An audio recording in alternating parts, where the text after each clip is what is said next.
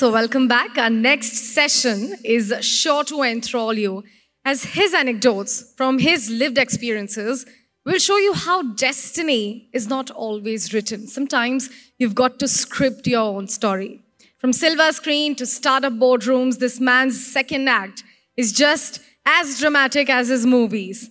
I present to you the actor, the investor, or what they say, actorpreneur, Dr. Vivek Anand Oberoi.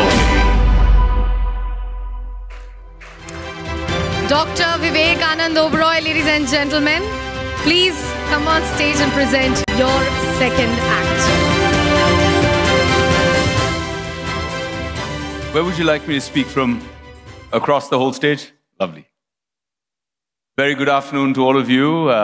Let me begin by thanking Mr. Barun Das for having me here at this exceptional conference, the News9 Global Summit, UAE edition by the TV9 Network. I mean, it's a place where everyone wants to be because ideas are exchanged, interesting people connect. And I think it's a world of connections. Discovery happens through these kind of networks that bring good people together. Today, I think for me, the primary reason I'm here is to talk about the second act. Second act is an interesting phrase. We refer to it as something as simple as the second innings, the second act, or something as dramatic as the phoenix rising again. You know, it's all in the head in terms of the emotional context. It's generally something that you look at in terms of a post-failure scenario, when you've had success and then you've had failure and then you try to build towards that success again. I think that's a very myopic view because I don't believe that failure needs to spur a second act. In a world of disruption, as we see technologies disrupting the way we live today, the second act can be an evolution. And I think just like nature has evolution over an elongated period of time, right? We were technically all apes, and now we're human beings sitting here and having a fine discourse. I think evolution in an individual's life needs to be measured with that same pace, sans the drama of what a second act should be. I mean, our friends in the news networks like drama because it does create a good story. Oh my God, look at his journey. This is where he was and this is what he achieved. But the chiseling of that evolution, that chiseling of that redefining of your own story is a lot more quiet. It's a lot more inward. It's a lot more spiritual than material. And I think that's where it begins from, because the essence of who you are is what defines who you want to be. Where you are is not the end of the journey, it's not the destination. You have the power of choice to define your own journey and take it into that direction. But most often, we're lost in the noise. The noise that tells us where we are, the noise that tells us where we should be, doesn't allow us to listen to our own quiet inner voice. Funnily enough, my name, Vivek, is actually defined as the inner voice, the voice that guides you, your inner compass. And I've been in a situation where in the noise, in the spotlight, in the attention, I lost out on that inner voice. I forgot to listen to my own Vivek. That allowed me to take my own decisions in terms of where I really truly resonate, not someone's borrowed opinion, not someone's guidance, which I can appreciate, but the decision to go there has to be mine. You and I, when we're driving on the streets, Dubai, India, wherever, we have Google Maps on telling us, well, if this is your destination, this is the way to go. And then suddenly you go like, no. I know a better route. I know a shortcut. You take a deviation, Google Maps does its thing. It's a little confused why you're not listening to it. But eventually, you're at that destination faster, quicker, more efficiently. That's that inner voice that I'm talking about, your inner compass that goes beyond technology. But to me, I've penned down a few notes just to share my ideas a little more eloquently, considering the platform. Look, all of us, especially those in front of the camera, we're constantly in the spotlight. And that constant spotlight makes you start believing that you have to put on an act even when the cameras are off on sets. You come out, you're looking around to see if there's somebody taking a picture of you, tuck your tummy in a little bit, put on your best angle so that you look good in that picture, even if it's just a fan trying to take a picture of you. But the degree of that intrusion makes us forget who we really are. How we are when we reach home, kick off our shoes, lie down on the couch, spread all over it, not caring about who's watching us. That person is our true essence. That's who we are, sans mask, sans the makeup, sans the putting on of the image that you're trying to carry. My journey has taught me that when you're trying to craft an image, you're trying to paint on a mirror. When you walk away from that mirror, you realize that's not who you are. That's not your painting. Your painting is you. We forget the canvas is us. We're focusing on a reflection of what we want people to think we are or what people want to think we are. In both cases, it's a zero-sum game because we will never be truly what others want us to be, and others will constantly evolve because they like you this way today. You look at very, very big movie stars that lasted decades. There was a way they spoke, a style they had that drew the audiences to the cinemas, box office collections, houseful audiences. They just loved the way they did a certain act or a certain way of speaking. And then years later, on stages such as this, it became mimicry.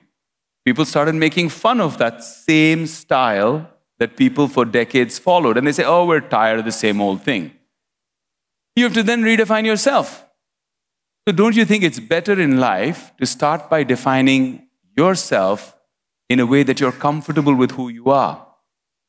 My learnings have been in the process of a second act. And a second act does not, at the cost of repeating myself, need to be spurred from some sort of massive disaster where you're mitigating stuff or you're rewriting your story. The second act can be a lot more quiet.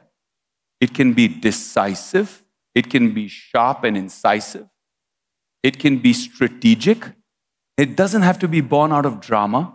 It doesn't have to be announced with drama. Oh, look at me. I'm going to do this now. I think the first step is embrace the silence. Because within the silence, you actually hear your inner voice. What is the purpose of the second act? Is it to make you feel more wholesome as a human being? Where will that wholesomeness come from? Materialistic gains, spiritual evolution, better management of your time, better allocation of time with your family, your children? What is truly important to you? Who are you? In a world of mirrors that we live in, where image is everything, we forget to look at ourselves. We only look at ourselves through the angle of different mirrors. And that is not a true depiction of who we are. So embrace the silence. When you're crafting your second act, there is an excitement. Sometimes it's also a sense of retribution because you're looking at this second act as your vindication. You're drumming up the drama in your head and saying, I'm going to show them all. I'm going to do this differently. I'm going to prove to everybody. You don't have to prove it to anybody. Because the minute you embrace the silence, you actually focus on the work, on that slow, steady chiseling and sculpting of who you see yourself evolving into. That is most important. Don't rush into visibility. Don't rush to show people, look what I'm doing. Get it done first. Evaluate it for yourself. Be happy. Remember, you're doing this for yourself first. If you value it and you truly believe you are creating value, the world will value you financially, in terms of respect, in terms of positioning. But that has to be the truth of your journey. Your compass is you. You have to follow that, because in the midst of this visibility, while you're still incomplete with your sculpture, think of yourself as a great artist, making your greatest creation ever, you. And in that process, you rush to show somebody an incomplete sculpture and they have feedback, and that feedback starts to influence you all over again. You're back in the noise. So embrace the silence. It's your best friend. It takes you back to who you really are and keeps your compass to true north, taking you in the direction you want to be in. I think you need to align your actions with your intent first, and then when you're happy, re-enter the conversation. Re-enter the conversation when you're firmly standing your ground of truth. Let your execution do the talking. I have seen this a lot. A lot of people are saying, I'm going to do this. I'm going to disrupt that. I'm going to be the first one to do this. I'm going to execute that. As I grow older, and a few of the gray hairs that are coming on my sides tell me I'm a little wiser, to me, I value execution more. I value results more than promises. I am involved in about 30 businesses across multiple geographies. I've built and been a part of 12 companies going public in India, 2 more this year. And if I look at the essence of that journey, intent is a good place to start, but intent can't be valued. In a world of startups, in a world where there's frenzy based on ideas, preposterous projections, I've taken the slower route. I've said, I will put my own capital and my own idea. I will back my idea myself. I will build it into action. I will roadmap it with projections based on results already delivered. And then go knocking at doors and saying, now I know its value. I don't want to be on the valuation treadmill and the cash burning treadmill in any of my companies. I was on the first one I did. It came from a very bad experience where people give you great valuations and say, you're worth this. Then every quarter they're knocking at your door saying, well, I valued at this, so these are the results you have to deliver, whether it's organically possible in the company or not. The fundamentals of value change the minute you're delivering results. Tangible, measurable, irrefutable results. That's important. I think even the way you want yourself to be perceived is very important. For a brand like TV9 or Vivek Oberoi or any other, post an incident that is out of your control, the minute you embrace the silence, you have time to recalibrate. You have time for the noise to go down. We rush so much into damage control, and our actions emanate out of distress. We haven't had a moment to pause and think. So we don't realize, how do we position ourselves all over again? We're not controlling the narrative anymore. We are just responding. We are reacting to what's coming our way. I think when there's silence, you can change the conversation. I've tried to do that with my wife as a married man. It doesn't work at home. But it does work in business. Today, if I'm being perceived a certain way, and I try to keep shouting on top of that noise, no, that's not who I am. People are not going to listen because the noise is just going to get louder and louder and louder. In a world of YouTube influencers, the noise just grows louder and louder. So the way to recalibrate is, like I said, embrace the silence. Lead the narrative based on what you want people to speak about you. Lead it with facts, figures, proof, numbers, actions, results, so that people can't refute and dispute that. That's the way you can curate your image all over again. And I'm saying this out of experience. I did that. I was leading life with this very strange dichotomy where I felt successful because out of crores of people who try to make it in Bollywood, I was one. I was sitting on accolades, I was sitting on awards, I was sitting on recognition, love, respect, glory. But at the same time, with this very sympathetic tone, I would have interviewers saying, you know, when you first made it in Bollywood, there was so much promise. Do you feel you didn't really achieve all that potential? And it was this concerned, sympathetic way of telling you you're an underachiever. In other words, you failed, you haven't lived up to your potential, and you start to receive all that subconsciously. It is not a positive affirmation because you're telling yourself subconsciously all the time, I could have been. And you're resigning from the driver's seat. You're trying to say, well, it's fait accompli.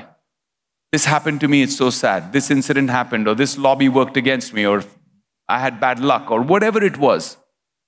You try to focus on that instead, and you're accepting that position.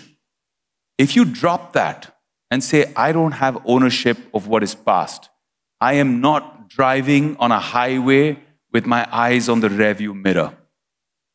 I care not about the milestones that have passed me. I care about what's coming in the front. How do I want to navigate that? That puts you back in the driver's seat. That lets you lead the narrative about who you are. And don't be in a rush to go out there and tell people, well, I've changed. I'm doing something different now. Let your work speak. Automatically, people will speak about you. People will love to champion that comeback story. People will love to make it dramatic that you're rising from the phoenix, as I see with myself today. Oh, look at the success he's got today. Look where he's reached today. It's been years and years of quiet, hard work, chiseling away at what I decided I want to be.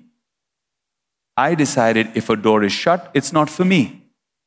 I will find my success on my own terms, without compromising on my values and principles, in my own way. All I have to do is stop wasting my energy being frustrated with that and focus it into a positive space to say, what is it that I'm looking for? How many times have we asked ourselves that?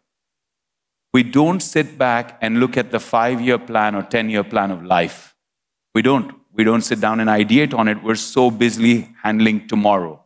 We're so busily juggling today. We're so obsessed with the scars of yesterday that we don't have time to look far at the horizon into the future and say, where do I want to be? Whether it's an organization, it's your personal life, you can sit in the driver's seat, calibrate your own inner compass, and move in the direction you choose. And that is the power we've been blessed with. It's just about discovering it. The power of proof, right? When you build something with credibility from ground up, I was doing real estate with B&W Developments here. I faced that every day. I faced it where people said, well, he's an actor, what does he know about development?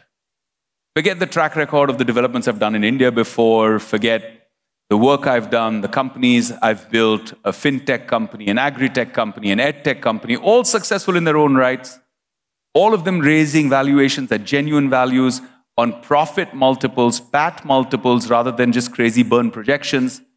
But people had that. Oh, well, he doesn't know about real estate. The answer would be, well, I've done real estate in India. I've done it quite successfully for more than a decade and a half. Oh, but you don't know anything about real estate in the UAE. So they changed the dimension, they changed the conversation. You waste time arguing with them. Instead, you launch your first project, see it through to success. Launch your second, you launch your third. Today, at B&W Developments, Ankur and I, we built a company where we have 450 employees. We have 24 off-plan projects with a gross development value in Indian rupees of over 55,000 crores, with some of the best equity investors, some of the best funds, some of the best family offices working with us. And we're a zero debt company. We built it with real value. Today we have distribution in 82 countries of our homes here in the UAE. 17,000 brokers empaneled with us from all over the globe selling our product. So innovating and building, structuring something, persisting with it is what will pay off in value. Today we have large institutions. Today we have the same naysayers coming in and saying, I'd like a piece of your company. Can I invest in the mothership? Can we invest in the holding company? And we're like, we're not diluting. And that's an affirmation. That's the story. That's why I say the second act could be born out of difficulty, could be born out of choice. Before I met Ankur, he ran a reasonably successful brokerage firm. And when he came to me for advice, I said, I really love champions like you. I love founders like you that can work 27 hours in a day. Right? They find that way to make it happen. They hustle, they work hard. He was a CA from a very humble family. And from that point where he didn't have money to pay for his education and fees, he built it to a point where he could afford a house here in Dubai, a nice car for himself, respect, earn money, all by himself. But when we met, the second act began, because what I do is strategy. I sit in the quiet, envision what the bones of a company could be. So I took the company in a direction where I said, we shut down a profitable brokerage company, so there's no conflict of interest, and we go into development. And we build it steady, slow, take a little bit of short-term pain. But today we've created value. Otherwise, we would have stayed a brokerage firm where value is transient. It's very difficult to build value long-term in a brokerage firm. But in a development company, you can. Today, everybody said, why would a $13 billion listed company like Taj, we're sitting in a Taj venue right now, partner with a new development company like BMW? That I will show them why. I will sit with them and explain them in terms of the value. So whether it was grabbing the attention of Puneet Chhatwal, the CEO of Taj globally, connecting with him, using the potential access to explain to him why BMW, why the project makes sense, why trust us, walking them through deep dive due diligence of the organization, making sure everything was in order, working with them on how to create the Wellington Mews product in this market, the first time outside Indian shores, the Wellington Mews arrived in a partnership with BMW. That launch gave us validation here to a point where out of the 336 units that were launched that day, 8 o'clock was the launch. By 11 o'clock, we had to stop bookings because we had already sold out a third. And we needed time to breathe and recalibrate. You had 97 units sold out in 3 hours. And it's not a small project. It's a 2.5, 3,000 crore project. If you're looking at that GDV, you're looking at selling 300, 350 crores of inventory in an hour, the first 3 hours. So that kind of acceptance from a $13 billion listed company with 122 years of heritage then opens doors. And you build it layer by layer. You reach out to people, global funds, global brands, other hospitality brands who now start to look at you. The same brands who said, no, we don't know who you are. You have to establish yourself before you knock at our doors, are now saying, we would like to work with you. You have to get the first one done. And then when you build that proof, your second act begins. And that second act can be a choice, a disruption that you build yourself. And once you've built it and had success, don't stop. Build a second act from that second act too. Constantly disrupt, constantly evolve, because the game is evolution or extinction. That's what the game of life is. That's what nature has taught us over millennia. Today, where are we? We're adopting all kinds of new technology. So whether it's AI coming into every single department, we want to be ahead of the curve. We're working actively with AI companies to create agentic AI for solutions related from sales to governance to regulatory compliance, all the way into design and architecture itself. How do you create a quick efficient digital twin with your AI models rather than going through a 5D BIM process, which can take you months and months and a lot of expenditure. How do you make it more efficient?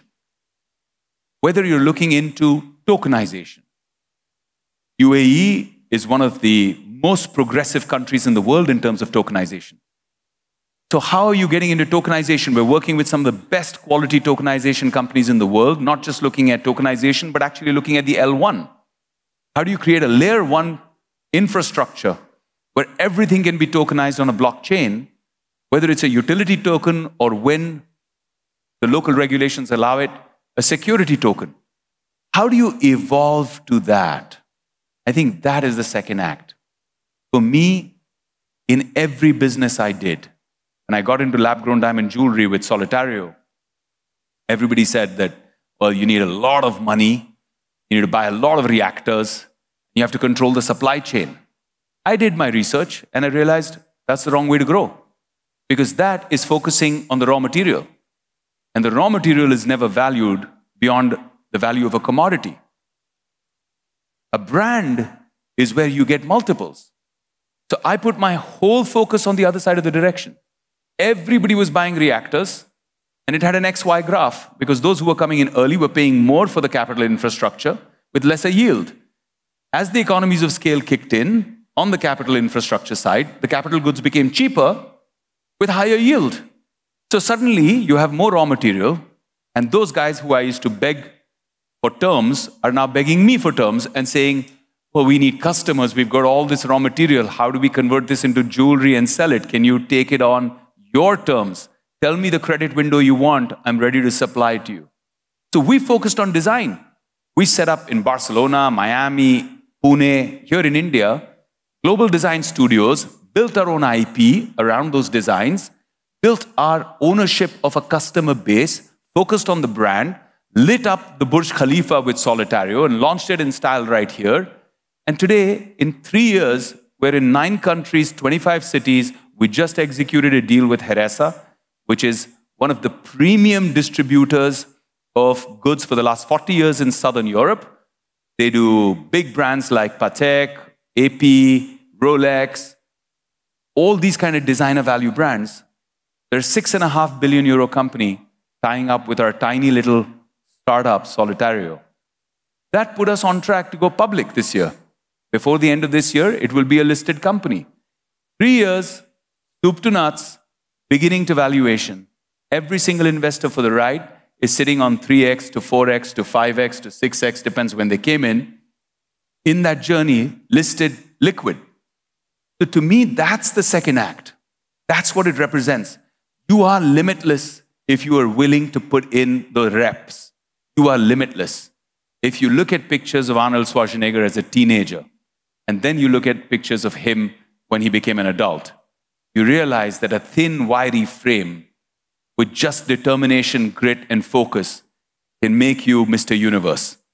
So you can physically, mentally, spiritually achieve anything.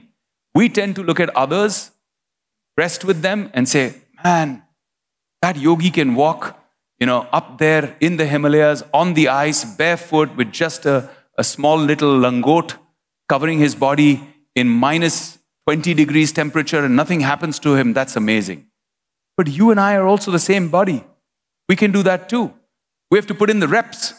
We have to decide if that's what we want. Is that what gives us joy? Is that what gives us happiness? Is that what you want to be known as? Is that your legacy? I am constantly working on a second act. Once I'm done with my second act, I start another second act. It keeps moving. That evolution fills me with purpose. That evolution allows me to dictate change. Today, where I am, with the success that I've achieved, I've decided I want to spend a lot more time giving back, more than I've already done before. I'm collaborating now with legends like Kailash Satyarthi to be a part of the global compassion movement, to be a founding member of that movement and take the word of compassion in a world full of wars and conflict further. That's what's giving me purpose. That's what's giving me joy. That's what I choose my legacy to be, because materialistic legacy doesn't give me that joy, that fulfillment, that sense of purpose anymore. I'll end with a quote that I always say. Profit is for a quarter. Purpose is for life. Define your purpose. Thank you. Jai Hind.